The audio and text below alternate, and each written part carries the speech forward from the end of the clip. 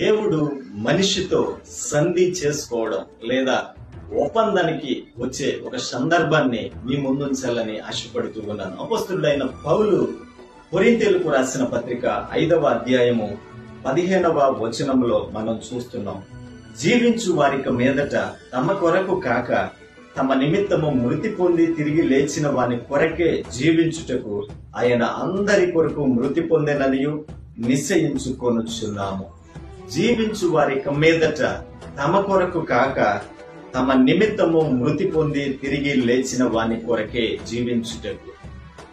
జీవించాలని ఆశపడుతున్న నీవు ఇక మీదట ఇక మీదట అనే మాటలు మనం చూస్తే ఎప్పటి వరకు అలా జీవించలేదేమో, ఎప్పటి వరకు దేవుని ఇష్టాన్ని నెరవేర్చక నీ ఇష్టానుసారంగా నడుచుకున్నావేమో, దేవుని చిత్తాన్ని ప్రక్కన పెట్టి స్వచిత్తాన్ని జరిగించేవేమో. ఎప్పటి వరకు జరిగిందేదో జరిగిపోయింది. పాస్ట్ ఈజ్ పాస్ట్ అంటుంటారు కదా పెద్దలు.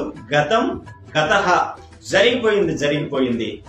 ఇక మీదట ఇప్పటి నుంచి మాత్రం నీ నిమిత్తం కాక నీ కోసం మృతి పొంది తిరిగి లేచిన ఆ యేసు క్రీస్తు నిమిత్తం నీవు జీవిస్తావనే నిన్ను నమ్మి నీ కోసం ప్రాణాన్ని అర్పించిన ఆ యేసయ్య కొరకు